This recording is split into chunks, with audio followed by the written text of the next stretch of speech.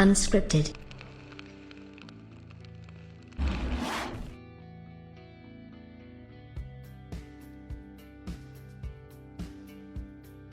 Sometimes I feel like we're living in a bit of a bizarro world, right? Like the Xbox is getting all this praise and all this amazing, everybody's like, it's so great. I absolutely love the Xbox, and then we kind of look at what's happening with PlayStation, and PlayStation is getting a lot of hate lately.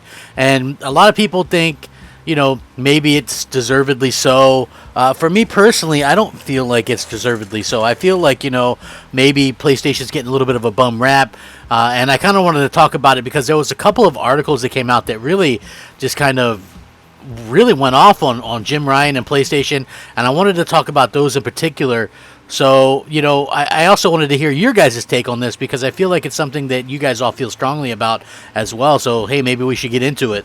And I have to even say, even Colin Moriarty, who I'm a fan of, and he does, the biggest PlayStation-centric podcast and the Sacred Symbols and stuff like that, he had a pretty interesting rant where he kind of made it seem like he thought that Xbox was going to overtake PlayStation, was just that basically PlayStation was kind of done because they weren't going to be able to sort of keep up with them.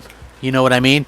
And, that's something that he projected maybe years from now, but it's very interesting to hear PlayStation fans talk right now and people in general. And, I think some of this stuff is warranted, but obviously some of it is also, one of those things where it's maybe just a little bit nitpicking, right? Like, I feel like, Microsoft was able to get away with a lot more stuff than anybody else, and I feel like that is a bit of a problem.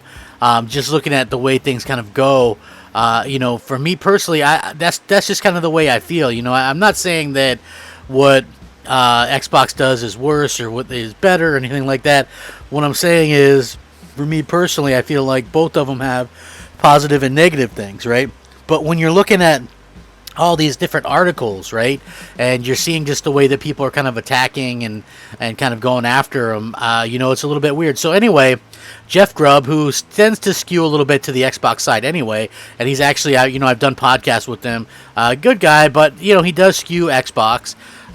He did an article for Game Venture Beat, basically says PlayStation boss Jim Ryan needs to create a better narrative. He says some PlayStation fans are feeling angsty about the company's strategy under Sony Interactive Entertainment boss Jim Ryan, and that's understandable. Many of the company's most enthusiastic supporters just spent $500 or more on a PlayStation 5, and now those same fans are staring down the barrel of a generation of $70 games.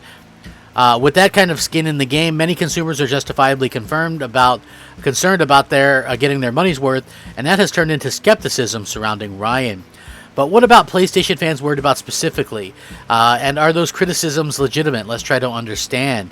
It's important to start by recognizing Sony's position in games. By many metrics, it is the industry leader. And while that is something that others might envy, it also has Sony in an inherently defensive position. Many already understand Microsoft's weaknesses. Fans spent the entire last generation examining the mistakes.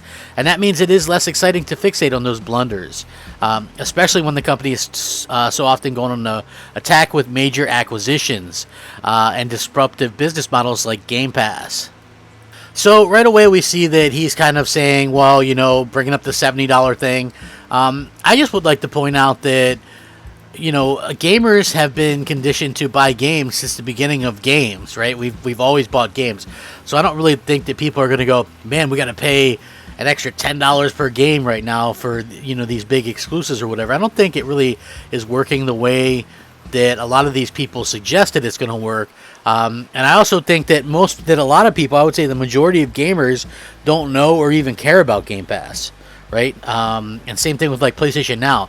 I think that most just don't know or don't care about it. A lot of people like to own their stuff. They like to own their games. They like to own their media. They like to own their movies. This is just the way that it is for them. I'm not saying that Game Pass is bad or PlayStation Now is bad. I'm just saying that's how it is. It seems like to me this sort of comes across as, well, Microsoft is doing Game Pass, and that's really messing with Sony, and Sony isn't going to have an answer for this, and I'm not sure that that's exactly the case here. I just feel like they're not giving PlayStation enough kind of credit for what's going on. Now it says Sony's retreating from smaller games. To be fair to Sony and Jim Ryan, the company seems laser focused on the games PlayStation's fans are most excited about. These include sequels to popular PlayStation franchises like God of War and Horizon Zero Dawn.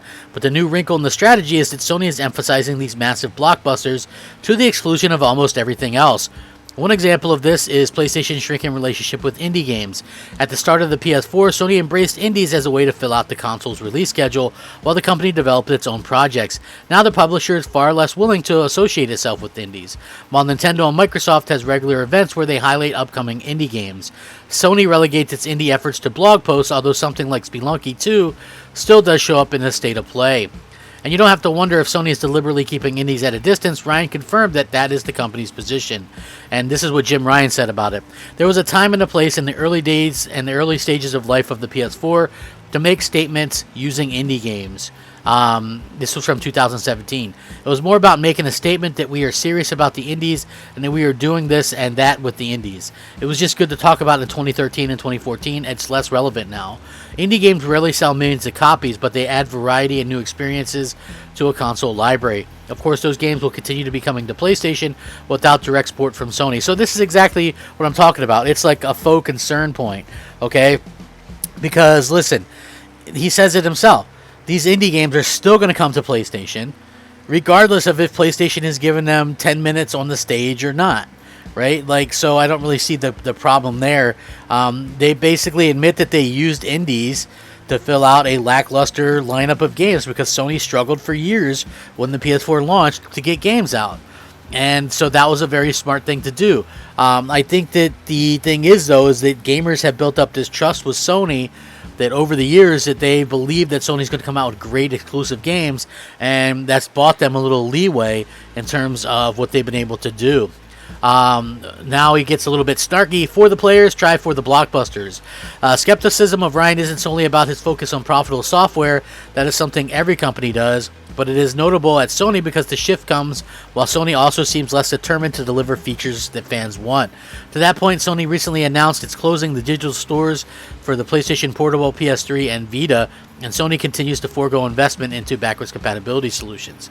Again, Sony is making these decisions to preserve profitability, but it's also something that the company might decide to do for the players, even if it were losing money. Now, for the players was always just a PS4 marketing slogan, and we don't have to fall into the trap of believing marketing, but you could almost buy into that throughout the life of the PS4. The company built the console that players were asking for when Microsoft wouldn't. That made gamers more confident in PlayStation even when it didn't have any major releases for the first 2 years of that console. But the emphasis has shifted from the players to the games. PlayStation's new slogan is "Play has no limits," and it's easy to read into that as well. But the subtext this time is that Sony's games are so prestigious and so important that there is no limit to what people will do to play them. Ryan believes that Sony must make every PlayStation game an event, and part of that means not associating the PlayStation brand with smaller games that might diminish the public perception of the PS5 release and value. So, here's the thing. PlayStation usually releases console games, big, small, intermediate, and stuff like that.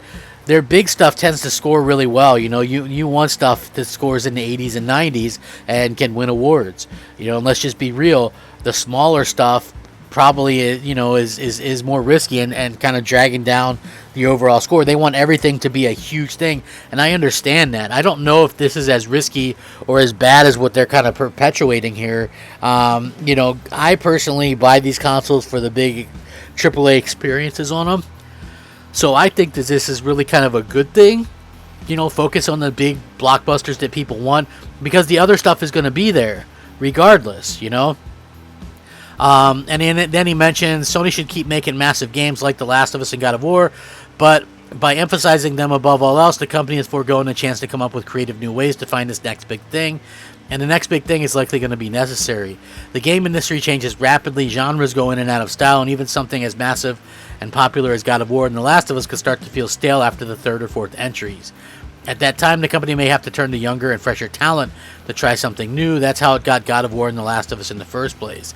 But the problem is that Sony's strategy could squeeze out that talent, as a Bloomberg report last week detailed unrest among PlayStation studios regarding the focus on the biggest blockbusters.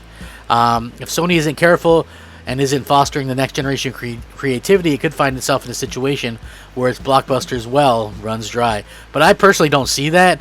I see them as, you know, being the heads of the class when it comes to stuff like video games and exclusives and just coming out with the stuff that people want. I mean, you know, they don't really follow the traditional norms, right? Like where most publishers were putting, you know, games out towards the end of the year. Even Microsoft, basically the only time they would release games around the holiday. Sony would started release them earlier in the year, and also even in the summer. You know, they really just kind of did their own thing with that, and I believe they're going to continue to kind of do that and continue to kind of, you know, just kind of move things on. You know, so I do hope that we continue to see inventiveness from Sony. I don't think that this is totally fair, the attacks and stuff like that. I feel like the pandemic has a lot to do with why Sony's being so quiet. Plus, they're probably busy just nose to the grindstone doing work, you know, getting stuff out and ready for us. So I say we, you know, give it a little bit of time. I think all Sony needs to do, show some God of War, show some Horizon Forbidden West. All is forgiven. People are happy again. That's the end of it. But let me know what you guys think. Thanks for watching. This is Crap Gamer. This has been Crap Gamer Reviews. Rack 'em up. Crap Gamer out. Unscripted.